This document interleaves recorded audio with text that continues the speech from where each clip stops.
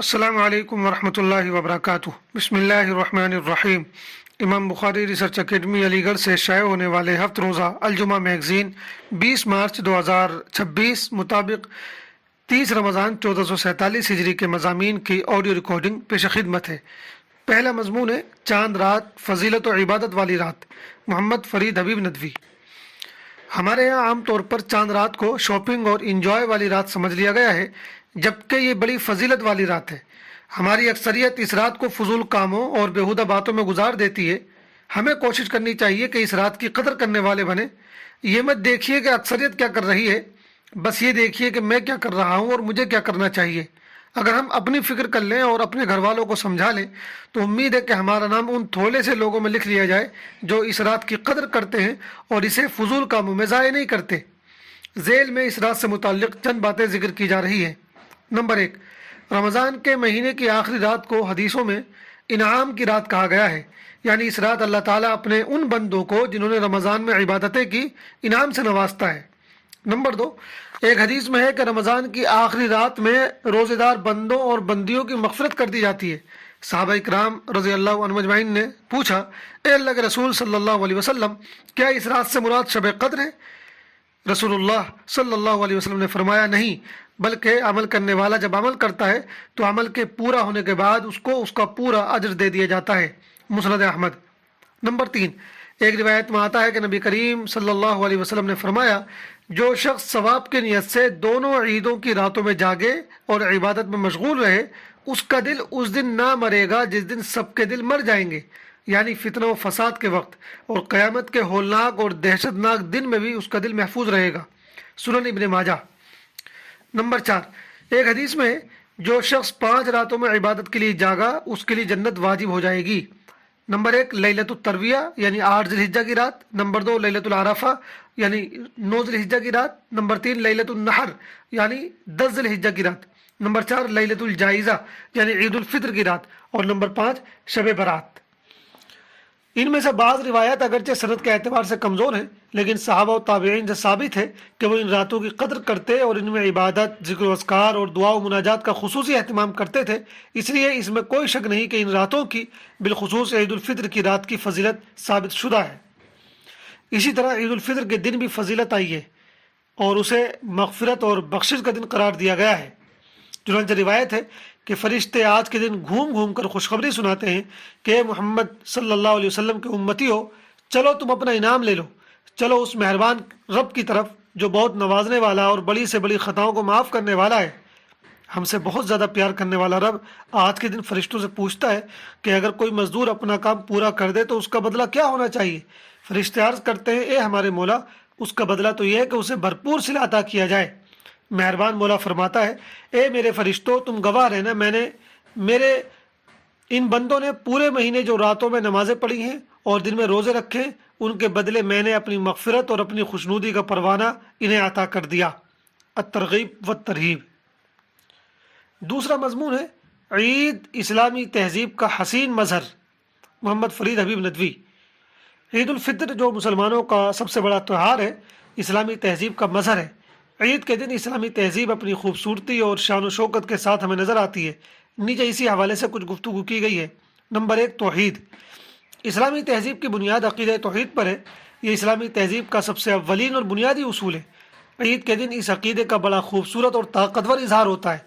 इस दिन तमाम मुसलमान अपने इसी अक़ीदे का इजहार व ऐलान करते हैं। वो हर झूठे खुदा की नफ़ी करते हैं और सिर्फ अल्लाह वहदहू ला शरीक लहू की खुदाई और बड़ाई का इकरार करते हैं। मस्जिद आते जाते उनकी ज़बान पर तकबीर, अल्लाहु अकबर, ला इलाहा इल्लल्लाह, वल्लाहु अकबर वलिल्लाहिल हम्द के कलिमात होते हैं। उन्हें हुक्म दिया गया कि ऐसा करना मुस्तहब है। इस तकबीर में क्या है? यही तो कि अल्लाह ही बड़ा है, उसके सामने किसी की कोई हैसियत नहीं, वही अकेला माबूद है, उसके सिवा सारे माबूद बातिल हैं और उसी की हम्द है। फिर यही नहीं कि वो मस्जिद आते जाते तकबीर पढ़ते हैं, बल्कि आज के दिन वो ईद की जो 2 रकात अदा करते हैं उसमें 6 तकबीरें बढ़ा दी गई हैं। ये तकबीर तशरीक़, 2 रकात नमाज ईद और तकबीरत ज़ाइद, ये सब दरअसल उसी अक़ीदे का खुलकर और बरमला इजहार है जो इस्लाम का सबसे बुनियादी अक़ीदा है। नंबर 2, इज्तिमाइयत। इस्लामी तहज़ीब की एक नुमाया खुसूसियत इज्तिमाइयत है। یعنی اسلامی تہذیب مسلمانوں کو متحد دیکھنا چاہتی ہے، چنانچہ نماز، روزہ، حج اور دوسرے بہت سے اعمال سے اسی اجتماعیت کا اظہار ہوتا ہے۔ لیکن اجتماعیت کا سب سے طاقتور اظہار عید کے روز ہوتا ہے، جب مسلمان اجتماعی شکل میں اپنا یہ تہوار مناتے ہیں۔ نمبر 3، مساوات۔ اسلامی تہذیب کی ایک نمایاں خصوصیت مساوات و برابری ہے، یعنی اسلام کی نظر میں سارے انسان برابر ہیں، ان میں ذات پات یا اونچ نیچ کی کوئی تفریق نہیں۔ ایسا نہیں ہے کہ کچھ لوگ اونچی ذات کے ہوں اور کچھ نیچی ذات کے۔ اسلام کی نظر میں سارے انسان برابر ہیں۔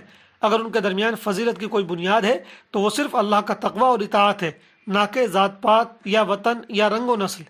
عید کے دن اس برابری کا بڑی شان سے اظہار ہوتا ہے، جب ہر طبقے کے مسلمان ایک دوسرے سے ملتے ہیں، ایک دوسرے کے گلے لگتے ہیں اور ایک دوسرے کے گھر جاتے ہیں۔ آج مزدور اور غریب مسلمان پوری شان کے ساتھ چودھری صاحب کے برابر میں کھڑے ہو کر نماز پڑھتا ہے اور پوری عزت کے ساتھ ان کے گلے لگتا ہے۔ عید کا یہ تہوار اعلان کرتا ہے کہ سارے انسان خدا کے بندے ہیں اور ان میں کسی قسم کی کوئی اونچ نیچ نہیں۔ نمبر 4، تعاون۔ اسلامی تہذیب کی ایک خوبی باہمی تعاون ہے، یعنی اسلامی تہذیب مسلمانوں کو خود غرضی سے روکتی اور ان کے اندر باہمی تعاون کا جذبہ پیدا کرتی ہے۔ وہ یہ سکھاتی ہے کہ مسلمان صرف اپنے لیے نہیں جیتا بلکہ وہ دوسروں کا بھی خیرخواہ اور ہمدرد ہوتا ہے۔ عید کے دن یہ جذبہ بڑی خوبصورتی کے ساتھ ہمارے سامنے آتا ہے، جب صاحب حیثیت مسلمان صدقۃ الفطر ادا کرتے ہیں اور اپنے کمزور بھائیوں کی مدد کرتے ہیں۔ غرض یہ کہ عید کے روز اسلامی تہذیب اپنی پوری آن اور شان کے ساتھ نظر آتی ہے۔ ضرورت ہے کہ ہم عید کی روح کو سمجھیں اور اس کے پیغام کو عام کریں، اپنی اجتماعیت کا مظاہرہ کریں، دوسروں کو اپنی خوشی میں شریک کریں، اور اگر کسی سے، بالخصوص اپنے کسی عزیز اور رشتہ دار سے ہماری انبن ہے یا بول چال بند ہے تو اس موقع پر صلح صفائی کر لیں۔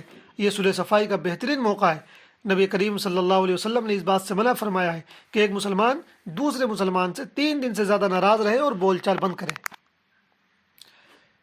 تیسرا مضمون ہے، ہم رمضان کے بعد بھی مسلمان ہیں۔ محمد فرید حبیب ندوی۔ ایک اہم پہلو اور ہے جس کی طرف توجہ دلانا ضروری معلوم ہوتا ہے، وہ یہ کہ رمضان کے بعد ہماری زندگی بڑی غافل ہو جاتی ہے۔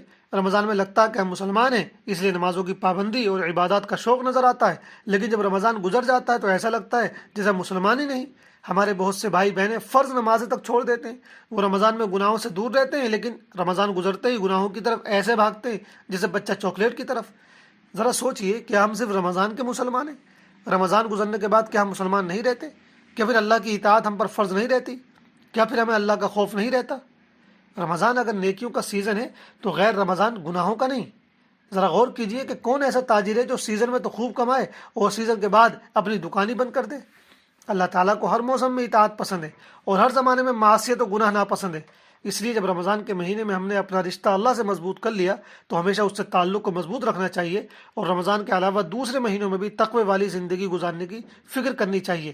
اس لیے ارادہ کیجئے کہ اس بار رمضان کے بعد بھی ہم عبادت کا سلسلہ جاری رکھیں گے، مسجدوں کو آباد رکھیں گے اور خاص طور سے فرائض کی پابندی اور حرام کاموں سے بچنے کی پوری کوشش کریں گے۔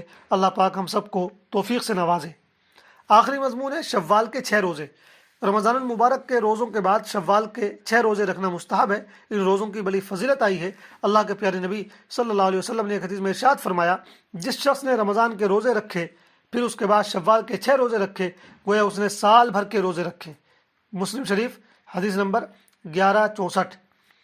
دوسری حدیث میں اللہ کے پیارے رسول صلی اللہ علیہ وسلم نے اس حدیث کی تشریح اس طرح فرمائی ہے کہ جس نے عید الفطر کے 6 روزے رکھے اس نے پورے سال کے روزے رکھے، کیونکہ ایک نیکی کا اجر 10 گنا ملتا ہے۔ ابن ماجہ حدیث نمبر 1715۔ گویا رمضان المبارک کے روزے 10 مہینوں کے روزوں کے برابر ہوئے اور شوال کے 6 روزے 2 مہینے کے برابر ہوئے۔ اس طرح 12 مہینوں اور پورے سال کے روزے ہو گئے۔ اس لیے ہمیں یہ روزے رکھنے کی کوشش کرنی چاہیے۔ سوال، کیا شوال کے روزے عید کے دوسرے دن سے شروع کرنا ضروری ہے؟